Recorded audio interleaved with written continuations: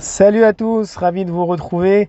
Alors aujourd'hui les conditions sont un petit peu difficiles, on a les enfants qui sont en vacances, donc à la maison. Avec ça, il pleut, donc le temps est difficile, donc je me suis dit, je vais faire mon cours dans la voiture, au moins je serai tranquille de ce côté-là. Alors il faut savoir que chez les plus petits, et je dirais même chez plusieurs adultes, lors d'une émotion, ils ressentent quelque chose de fort. Donc par exemple, quand on rit, quand on crie, quand on pleure, il y a une émotion qui nous procure des choses fortes, mais ils ne sont pas en mesure de les analyser ni de les interpréter. Et si on empêche les émotions de se manifester en disant ne pleure pas, par exemple lorsqu'un enfant pleure, on va lui dire ne pleure pas, arrête de pleurer, ou ne crie pas, etc. Alors, il faut savoir qu'à ce moment-là, on veut essayer de tuer l'émotion présente, mais ça va multiplier l'émotion intérieure. L'émotion va être refoulée à l'intérieur et ça va multiplier son émotion à l'intérieur de lui. On ne peut pas faire disparaître une émotion avant qu'elle ait fait son travail. Donc, il faut laisser le temps à l'émotion de sortir et pas de l'arrêter, de la camoufler à l'intérieur et que l'émotion, elle devient intérieure. Et en fait, on va taire de l'émotion, mais le travail que l'émotion doit faire pour que je puisse me sentir mieux, elle ne va pas se faire. Si on fait taire l'émotion, cela a pour conséquence de stocker, mais de ne pas faire disparaître. Elle va s'ajouter à d'autres sentiments qui ont été eux aussi stockés. Et ça, c'est quelque chose de pas bien, parce qu'on stocke, et c'est pour ça qu'il y a des gens qui arrivent en déprime, parce qu'ils ont stocké beaucoup d'émotions au fond d'eux, qu'ils n'ont jamais fait sortir, et à la fin, ça explose, et ça devient ingérable. La tendance que j'observe chez les parents et les adultes en général, c'est qu'ils essayent d'apaiser directement l'enfant qui a une crise, et leur but, c'est de les ramener immédiatement à un état calme.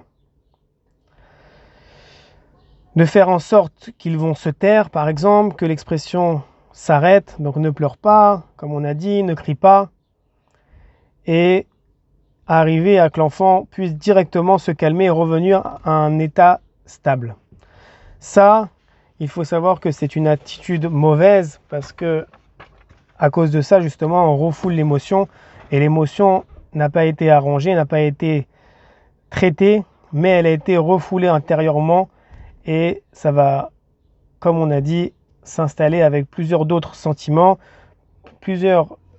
qui ont été refoulés et c'est pas comme ça qu'on traite en tout cas l'émotion. Alors on doit apprendre à laisser nos enfants s'exprimer, à exprimer leurs émotions, même si ça fait pas plaisir, c'est pas agréable lorsqu'un enfant crie, c'est pas agréable quand un enfant pleure, mais c'est important de leur laisser s'exprimer, de laisser extérioriser leurs émotions. Un enfant qui pleure, alors il faut lui dire tu as le droit de pleurer puisque tu ressens le besoin et viens pleurer dans mes bras si tu le veux. Voilà, mais il faut surtout pas lui dire,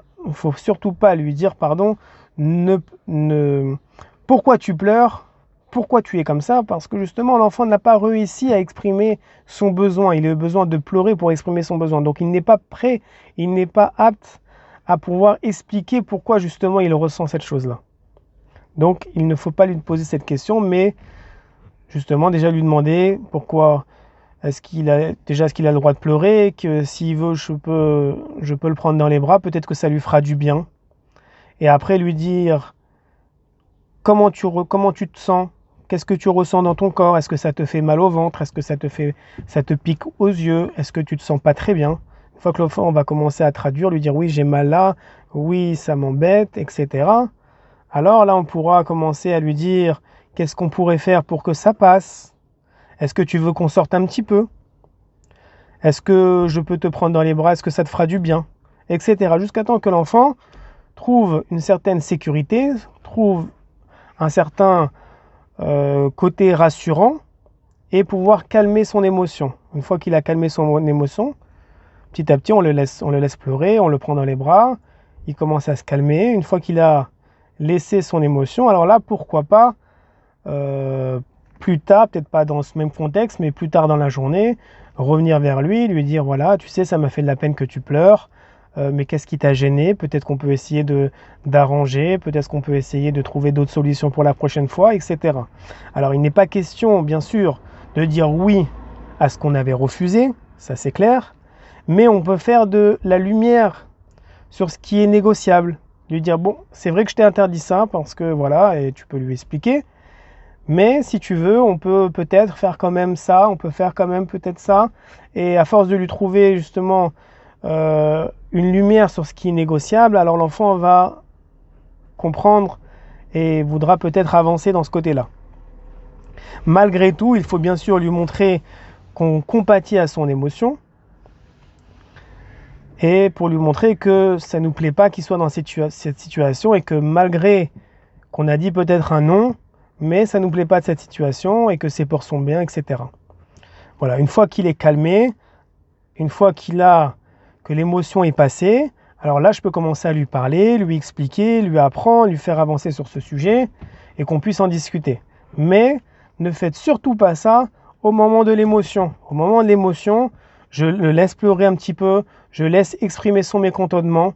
Je ne suis pas là à dire directement « calme-toi, ne pleure pas » et ne pas lui dire « pourquoi tu pleures » parce qu'à ce moment-là, il n'est pas apte à pouvoir s'exprimer, sinon il serait exprimé sans avoir besoin de pleurer, mais plutôt de lui demander où il a mal, qu'est-ce qu'il ressent, etc. Le prendre dans les bras, le rassurer. Et voilà, une fois qu'il a fait ressentir son sentiment et que je l'ai aidé à se sentir un petit peu mieux, une fois qu'il est calme, après je peux essayer d'engager une discussion avec lui à la fin d'avancer sur ce sujet et que ça puisse ne pas se reproduire. Voilà, soyez courageux dans l'éducation, c'est pas simple. C'est pour ça que j'essaye petit à petit de vous enseigner quelques idées. C'est des cours que je pense que chaque parent peut essayer d'adapter en fonction de son éducation.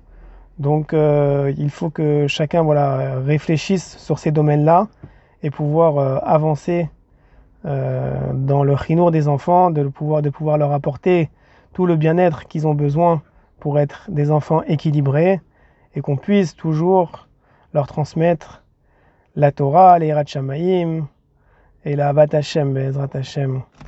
Bon courage à tous et bonne journée.